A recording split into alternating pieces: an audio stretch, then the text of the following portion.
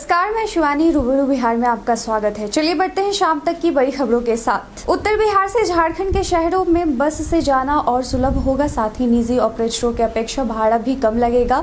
उत्तर बिहार के 8 जिलों से झारखंड के लिए समझौते के तहत बसों का परिचालन होना है। मुजफ्फरपुर के अलावा मोतिहारी, रक्सौल, बेतिया, सीतामढ़ी, दरभंगा, समस्तीपुर और मधुबनी से झारखंड के लिए परिचालन शुरू होगा। 19 अक्टूबर को पटना में होने वाली राज्य परिवहन प्राधिकार की बैठक में इस पर मुहर लगेगी।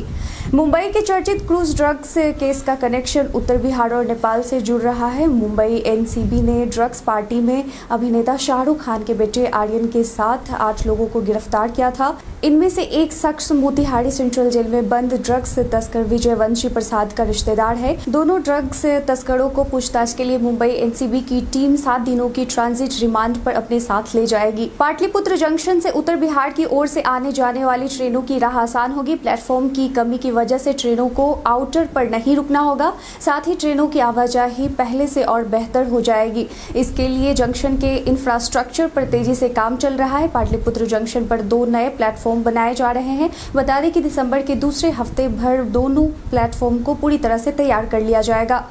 जम्मू कश्मीर में आतंकियों द्वारा मारे गए बिहारी मजदूरों के लिए बिहार के पूर्व मुख्यमंत्री जीतन राम मांझी ने कश्मीर से आतंक खत्म करने के लिए पीएम मोदी और केंद्रीय गृह मंत्री अमित शाह से एक अलग ही मांग कर दी है। जीतन राम मांझी ने ट्वीट करते हुए लिखा कि कश्मीर में लगातार हमारे निहत्थे बिहारी भाइयों की हत्या की जा रही है, जिससे मन व्यथित है। अगर हालात में बदलाव नहीं हो पा रहे हैं तो प्रधानमंत्री नरेंद्र मोदी और अमित शाह जी से आग्रह है, कश्मीर को सुधारने की जिम्मेवारी हम बिहारियों पर छोड़ दीजिए। 15 दिन में सुधार नहीं दिया तो कहिएगा। बिहार में 2 विधानसभा सीटों के लिए हो रहे उपचुनाव जेडीयू और आरजेडी के लिए प्रतिष्ठा की लड़ाई बन गई है। जेडीयू के राष्ट्रीय अध्यक्ष ललन सिंह का तेजस्वी यादव को 9वीं पास कहने पर आरजेडी प्रवक्ता चितरंजन गगन ने पलटवार करते हुए कहा कि जेडीयू जमीनी हकीकत को नजरअंदाज कर अपने आप को धोखा दे रही है। तेजस्वी यादव की शैक्षिक योग्यता पर टिप्पणी करना जदयू नेता के मानसिक दिवालियापन को ही दर्शाता है। तेजस्वी यादव द्वारा उठाए गए बेरोजगारी, महंगाई और जनता की मूल समस्याओं पर बोलने के लिए जदयू नेता के पास कोई शब्द और आंकड़े नहीं है। जम्मू कश्मीर में हुए आतंकी हमलों में मारे गए बिहारी मजदूर के लिए जमुई सांसद चिराग पासवान ने कहा कि पीड़ित परिवार को मुआवजा देने से कुछ नहीं होगा। हम मांग करते हैं कि नीतीश कुमार उनके परिवार के सदस्य को सरकारी नौकरी दे। वहीं नेता प्रतिपक्ष तेजस्वी यादव ने कश्मीर में मारे गए बिहारियों के आश्रितों को सरकारी नौकरी एवं 1-1 करोड़ रुपए देने की मांग की है। उन्होंने कहा कि सरकार की नाकामी की वजह से पिछले 16 वर्षों में मजदूर बिहार से पलायन हो रहे हैं। लोग रोजी रोटी के चक्कर में दूसरे प्रदेश जा रहे हैं। सरकार को पलायन नहीं रोक पाने के लिए माफी मांगनी चाहिए। अक्टूबर महीने के तीसरे सोमवार को एक बार फिर मुख्यमंत्री के जनता दरबार में ऐसी शिकायतें आई जिसे सुनकर खुद सीएम भी हैरान रह गए। एक शख्स ने मुख्यमंत्री से कहा कि राज्य में दबंगई खूब चलने लगी है। कुछ लोगों ने पुल बनाने के लिए उसका घर और दुकान तोड़ दिया। इस पर सीएम ने अधिकारी को फोन लगाकर तुरंत एक्शन लेने को कहा। एक शख्स ने बताया कि उसकी जमीन पर सड़क बना दी गई है लेकिन मुआवजा नहीं दिया जा रहा है। जोगबनी का एक शख्स नाली और गली की शिकायत लेकर मुख्यमंत्री से मिला। उसने बताया कि मस्जिद तक जाने के लिए उनके पास रास्ता नहीं है। गांव के किसी शख्स ने जमीन पर कब्जा कर रास्ता बंद कर दिया है। केंद्रीय राज्य मंत्री अश्विनी चौबे ने भागलपुर के बड़ारी में निर्माणाधीन सुपर स्पेशलिटी अस्पताल का निरीक्षण किया। उन्होंने बारीकी से सभी वार्ड और कमरों का निरीक्षण कर स्वास्थ्य विभाग के अधिकारियों और प्रोजेक्ट मैनेजर के साथ बैठक की और अस्पताल के निर्माण को जल्द से जल्द पूरा करने को लेकर कई दिशा निर्देश भी दिया।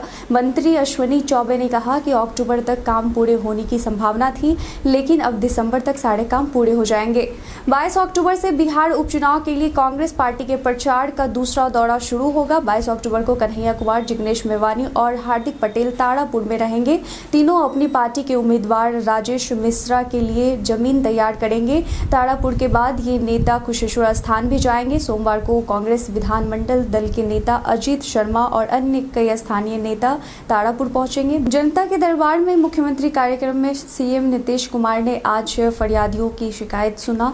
इसी क्रम में बिहार के भागलपुर जिले के खुदहा पंचायत अंतर्गत वार्ड संख्या 9 की वार्ड सदस्य पिंकी कुमारी ने बताया कि उनका पति सरकारी काम में बाधा पहुंचा रहा है। वह वार्ड सदस्य है और नल जल योजना का काम करवा रही हैं, लेकिन पति काम में रुकावटें पैदा कर रहा है। वह काम करने से रोक रहा है। मुख्यमंत्री ने इस पर अधिकारियों से कहा, महिला शिकायत कर रही है, इसके पति और अन्य के खिलाफ इस मामले को गौर से देखिए।